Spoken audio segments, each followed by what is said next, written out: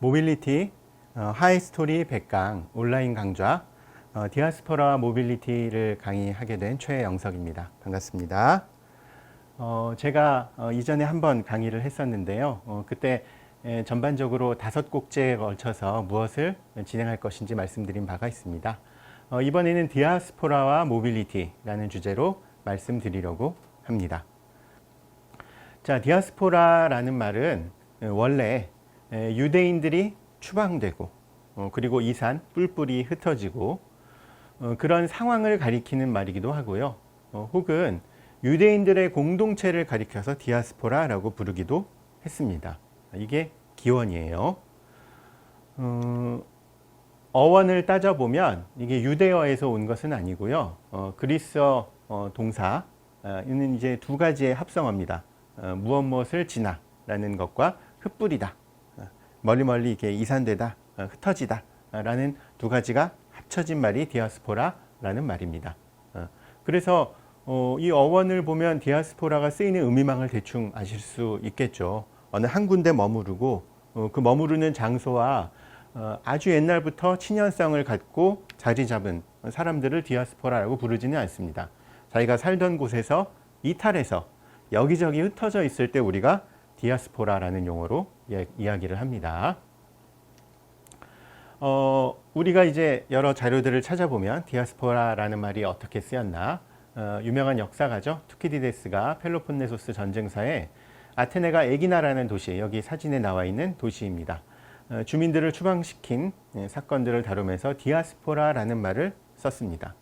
그 이때의 어떤 문맥상 의미는 파괴, 고립, 흩어짐 이런 의미예요. 굉장히 슬프고 비통하게 들리는 용어죠. 그리스어 성경이라고 흔히 말하는 70인 역이라고도 하죠. 이제 히브리로 말로 쓰여진 이제 성경을 그리스어로 번역한 성경인데요. 이때에도 디아스포라라는 말의 용례가 등장을 합니다. 그러니까 히브리어로는 이제 저런 단어인데요. 신의 분노로 흩어질 때 겪은 영적인 비통과 파멸 상태. 이 영적이라는 게 굉장히 중요한 문제인데요.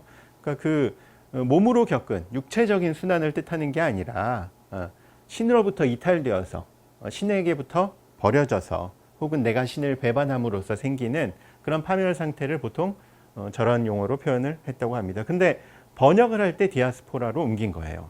그러니까 디아스포라라는 말에 이 어원에 어떤 의미가 깃들여 있는지를 우리가 좀 엿볼 수 있습니다.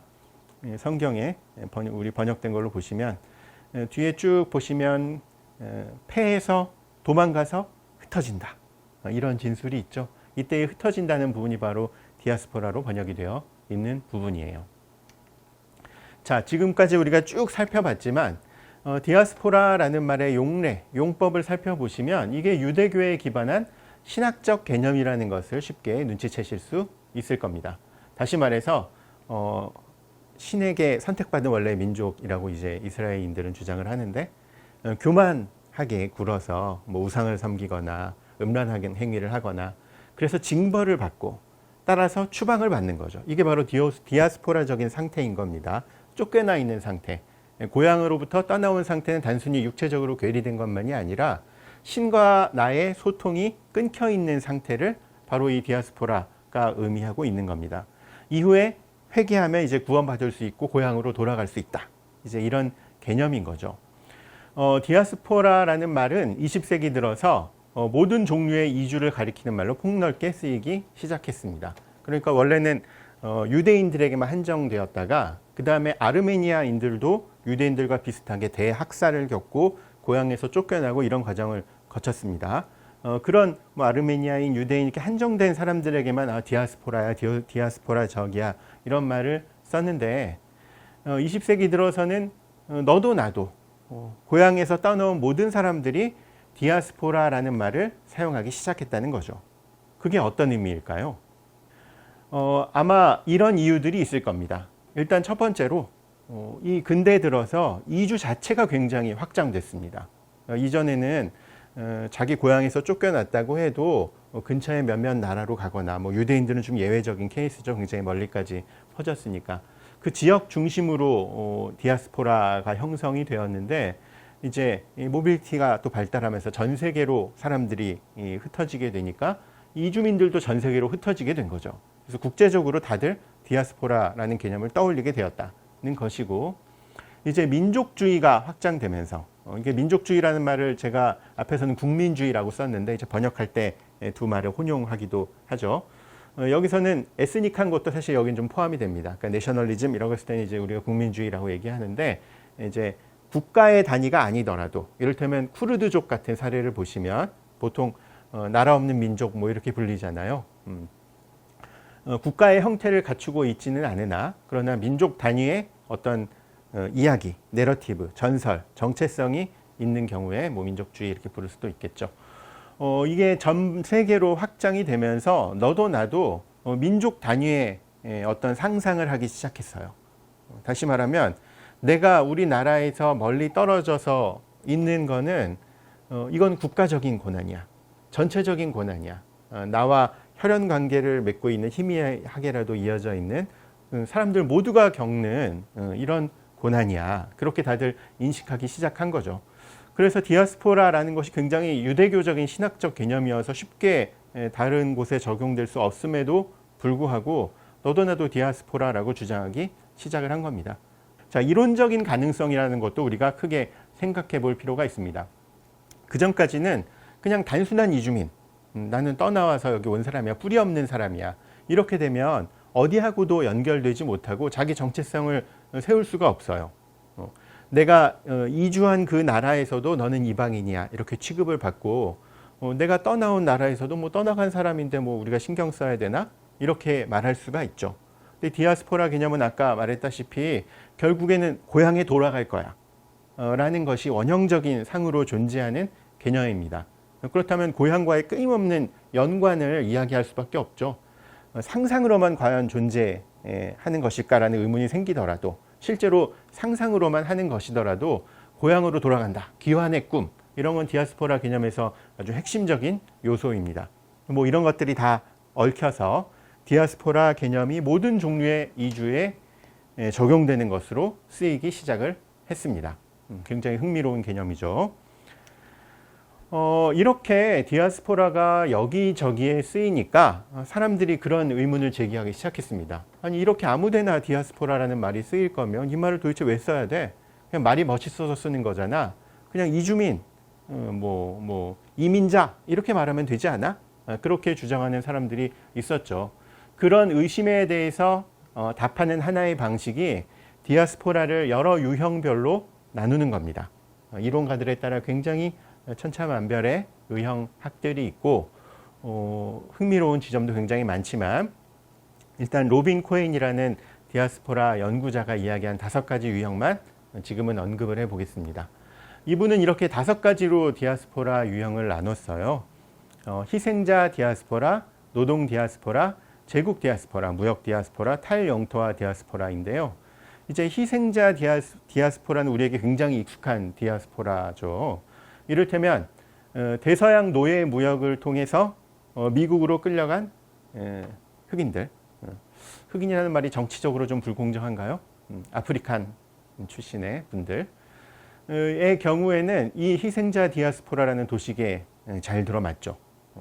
강제로 이주당했고 그곳에서 끊임없이 돌아갈 고향을 꿈꾸고 고향으로 귀환하려는 노력을 기울이기도 하고, 또 거기 같이 끌려간 디아스포라들끼리의 서로 연락망을 네트워크를 형성해서 서로 연락하면서 집단적인 정체성을 형성하기도 하고, 이게 우리에게 익숙한 희생자 디아스포라고, 당연히 유대교의 디아스포라 정체성도 이거에 많이 근접을 합니다. 노동 디아스포라, 연기 노동이라는 용어가 있는데요. 낯설게 들으시는 분도 계실 겁니다. 특히 인도계 노동자들이 이 연기 노동, 연기 계약 노동이라고 해요. 그러니까 기한을 정해두고 계약 노동을 하는 겁니다. 연기 계약 노동으로 끌려간 노동자들은 엄청나게 인간 이하의 취급을 당하면서 거의 노예와 다를 바 없는 삶을 살았다는 연구들이 많습니다. 뭐 이런 거 노동 디아스포라라고 부를 수 있고요. 제국 디아스포라, 그러니까 이 제국들이, 특히 이 서구 제국들이 이제 뭐 발견의 시기라고 할 수도 있고 침략의 시기라고도 할 수 있는 근대 들어서 전 세계로 퍼져나가면서 그들 자체가 일종의 디아스포라를 형성하게 되죠. 이를테면 스페인 침략자들이 뭐 스페인 이민자들이 가서 이제 남아메리카의 지배층을 형성하는데 나중에는 스페인 본국과 다른 정체성을 갖게 되어서 그 일종의 독립운동을 벌이기도 하죠. 그럼 서로 정체성이 갈리는 겁니다. 이런 식으로 제국에서 나온 디아스포라도 존재할 수 있고요. 무역을 통해서 형성되는 디아스포라, 이를테면 화교를 예로 들 수 있을 것 같습니다. 전 세계에 화교 네트워크가 엄청나게 퍼져 있죠. 근데 대개 이분들은 경제적인 이유로 퍼져나가는 경우가 많습니다. 동남아시아라든가 이런 데 화교 네트워크가 굉장히 센데요. 이런 경우에 이제 무역 디아스포라로 분류하기도 하고, 탈영토화 디아스포라라고 해서 이 어떤 영토에 갇히지 않는 그리고 그런 자기의 어떤 장소를 잃어버린 이런 디아스포라를 따로 이렇게 분류하기도 합니다. 그래서 여러 이론가들이 보통 이렇게 세 가지의 특징을 가지고 디아스포라를 이야기해야 되지 않겠느냐, 그런 이야기들을 많이 합니다. 첫 번째, 이동 없이는 디아스포라가 성립할 수가 없겠죠, 당연히. 되게 비자발적인 이주를 했을 때 스스로 디아스포라로 자임을 합니다. 이런 것도 논쟁의 지점이 있어요. 이를테면 아일랜드인들은 미국에 거주하는 아일랜드 디아스포라 분들 같은 경우에 우리는 영국의 조직적인 말살 때문에, 탄압 때문에, 그래서 아일랜드 대기근을 겪어서 우리 아일랜드인들을 영국인들이 없애려고 했기 때문에 어쩔 수 없이 미국에 건당한 거다. 그렇게 자기 서사들을 많이 갖고 있어요. 현재도 그렇고요. 그래서 스스로 디아스포라로 자임하지만 또 어떤 연구자들은 아일랜드인들의 이주는 자발적인 거 아니냐, 경제적인 이유 때문에 이주한 거니까 그런 것까지 강제적인 것으로 보아야 하느냐, 그런 반론들도 만만치 않게 있습니다. 그러니까 중요한 거는 역사적인 사실관계가 어찌됐든 나는 디아스포라야, 나는 어쩔 수 없는 상황 때문에 이주하게 된 거야, 그래서 나는 고향을 그리워하고 있어 라는 자기의식이 있을 때 우리는 디아스포라라고 부르게 된다는 걸 알 수가 있죠. 관계, 단순히 이주하고 나서 관계가 딱 끊기면 우리가 디아스포라라고 잘 부르지 않습니다. 이를테면 한국 최초의 디아스포라, 글쎄 그 이전에도 디아스포라가 있었겠지만 근대적인 의미에서의 뭐 디아스포라 최초라고 하면 하와이로 이주한 그 노동 이주를 우리가 얘기할 수 있을 텐데요. 그때 그분들은 난 하와이로 갔으니까 이제 하와이 사람이야, 이런 것이 아니라 계속 조선인으로서의 정체성을 유지하고 독립운동가들에게 자금을 보내기도 하고 뭐 이런 식으로 계속 본국과의 연락, 또 디아스포라 간의 연결을 유지하려고 노력을 했죠. 이렇게 네트워크가 형성되어 있을 때, 그리고 이게 단순히 본국과 디아스포라 간의 그냥 일방적인 연결이 아니라 여러 차원에 걸쳐서 서로 연결되어 있을 때, 이럴 때 보통 우리가 디아스포라적이다, 그렇게 부릅니다. 문제적인 것, 바로 귀환입니다. 이 관계망을 계속 움직이게 만드는 거는 상상일 수도 있고 그냥 꿈일 수도 있고 실제로 노력하는 걸 수도 있지만, 나는 고향으로 돌아가겠어, 고향이 내가 결국엔 돌아갈 곳이야 라는 그런 정념, 그런 인식, 그런 것들, 열정 가리켜서 우리가 귀환이라고 이야기할 수 있겠습니다. 이런 세 가지 요소들이 기본적으로 디아스포라의 본질적인 특징을 구성한다, 우리는 그렇게 말할 수 있을 것 같아요. 자, 유대인 디아스포라의 사례, 역사적인 사례를 이야기하면서 앞서 얘기했던 디아스포라 개념의 유용성 혹은 문제점 좀 이야기해 보도록 하겠습니다. 지금 이 그림은 유대의 성전이 무너지는 장면을 그린 것인데요. 실제로 이렇게 장면이 펼쳐졌으니 아무도 모르는 거지만 어쨌든 굉장히 비극적인 장면으로 묘사를 하고 있죠. 이 로마군이 이 2차 성전을 불태웠을 때 그 이후에 이제 유대인들이 이렇게 전 세계로 유령하게 되었다. 그런 이제 유대인들의 디아스포라 의식을 보여주는 것 같습니다. 우리가 흔히 생각하는 유대인 랍비의 이미지인데, 오랜 세월 동안 유대인들은 자신들이 유대인들이라는 정체성을 유지했습니다. 아까 디아스포라가 신학적 개념이다라고 말씀을 드렸는데, 유대인의 정체성은 사실 혈통적인 것보다도 실제로 DNA 조사해 보면 유대인의 혈통은 굉장히 다양하다고 해요. 이 유대교라는 종교에 있습니다. 그러니까 디아스포라라는 개념도 결국엔 유대인 정체성의 핵심에 들어가는 거죠. 계속해서 우리는 디아스포라야라는 정체성을 가지고 있으면서 유대인들이 전 세계에 퍼져 있었는데요. 지금 이 사진은 1948년에 벤 구리온이라는 시오니스트죠. 이분이 이 유대 독립을 선언하는 그런 대목입니다. 그래서 수천 년 만에 유대인들의 꿈이 이루어져서 신과의 계약이 다시 살아나서 옛 선조들의 땅이라고 일컬어지는 팔레스타인 땅에 이들이 들어가게 된 겁니다. 굉장히 행복한 결말이죠. 모든 이 디아스포라 구도에서 목표로 내세우고 사람들의 꿈과 희망과 열정과 때로는 폭력과 유혈과 이 모든 것을 낳는 그런 고리가 깨진 셈이라고 할 수도 있겠어요. 그런가요? 지금 이건 이제 팔레스타인 난민 캠프입니다. 팔레스타인에 아무도 살지 않았다는 것이 아니기 때문에 이 유대인 디아스포라가 자신들의 그 오랜 수건을 이룩하는 순간 또 다른 디아스포라가 생겼습니다. 팔레스타인에 살고 있던 팔레스타인들은 전 세계를 떠돌아다니게 된 거죠. 지금 이 사진은 현재 이스라엘의 이제 고속도로 사진인데요. 이게 굉장히 묘한 구석이 있어요. 우리가 앞에 강의를 시작하면서 모빌리티라는 것이 사실은 권력 관계를 보여주는 굉장한 지표일 수 있다.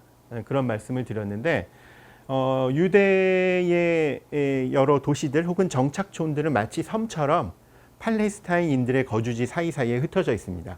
그럼 이제 이스라엘에서는 이렇게 도로를 쫙 깔아서 정착촌과 정착촌을 연결합니다. 근데 여기 보시면 밑에 구불구불하게 돌아가는 비포장 도로가 있잖아요. 이건 팔레스타인인들이 쓰는 도로예요. 근데 이거를 가로지르면서 유대인들의 길은 이어지고 있는 겁니다. 그래서 이렇게 모빌리티를 장악하는 자가 사실은 그 장소에 혹은 그 국가의 집단의 권력을 장악하게 되는 장면을 상징적으로 보여주는 장면입니다. 이렇게 유대인 디아스포라는 한편으로는 우리가 갖고 있는 디아스포라에 대한 긍정적인 인식, 고향에 돌아가겠다는 그런 아름답고 순박한 욕망이구나 라고 하는 일반적인 인식을 사실은 파괴하는 측면이 있어요. 디아스포라의 꿈이 이루어진다는 것, 이게 그 집단은 물론이고 혹은 다른 주위의 다른 정체성을 가진 다른 집단들에게도 유리하게 작용하지 않는 거죠. 자, 마지막으로 좀 문제점을 이렇게 정리를 해 보겠습니다. 디아스포라의 가능성은 어디에 있느냐. 그러니까 디아스포라라는 말이 굉장히 달콤하거나 멋있거나 비극적으로 들리지만 사실은 지금 여기 보는 것처럼 거대 민족 국가를 만들 위험이 있어요. 이를테면 중국 같은 경우에는 전 세계의 중국계 디아스포라들에게 계속 장학금을 지급하고 그 다음에 이들을 계속 중국으로 소환시켜서 어린 아이들을 교육을 시킵니다. 일종의 중화 사상 같은 걸 이야기하고 그러면서 이 디아스포라들이 이 원래 갖고 있는 중간자적인 입장이 아니라 우리 민족, 우리 국가의 전 세계적인 확장을 뜻하는 도구로 디아스포라가 활용될 가능성이 있는 거죠. 혹은 뭐 트랜스내셔널이라고 하면 이제 국가에 묶이지 않는 국가 횡단적인 그런 걸 의미하는데요. 이런 하나의 네이션이라는 어떤 틀 아래로 디아스포라가 포섭되는 것이 아니냐, 그런 우려들이 한편으로는 있습니다. 그래서 많은 사람들이 디아스포라라는 개념이 특히 우리가 지금 이야기하고 있는 사회적 정체성 이런 차원에서 중요하게 다루어지려면 반본질주의적인 태도로 대해야 한다. 다시 말해 우리 고향이라는 것을 실제로 돌아가야 할 우리의 목표, 물질적이고 현실적인 목표로 삼았을 때 앞에서 본 것처럼 아프리카라든가 이스라엘이라든가 에서 비극이 발생하잖아요. 유혈 사태와 갈등과 폭력이 전쟁이 일어나고 있습니다. 그래서 디아스포라라는 것을 본질주의적인 어떤 신학적인 개념, 유대인이 갖고 있는 신학적인 개념처럼 접근하지 말고 그런 본질이 아니라 우리가 이거를 개념적으로 이용할 수 있는 유연한 틀로서 써야 한다. 이런 것이 디아스포라를 연구하는 많은 분들의 지적입니다. 이런 말로 좀 정리할 수 있겠네요. 디아스포라는 뿌리, 루트가 아니라 길, 루츠를 탐색해야 한다. 그러니까 디아스포라가 새로운 길을 만들고 새로운 가능성을 푸는 그런 개념으로 활용된다면 이건 가치가 있지만, 그러나 자꾸만 뿌리 찾기로 나아간다면 굉장히 보수적이고 억압적인 그런 정체성을 만드는 개념일 수 있다. 그런 지적을 우리가 귀담아 둘 필요가 있을 것 같습니다. 네, 이번 강의는 여기서 마치겠습니다. 감사합니다.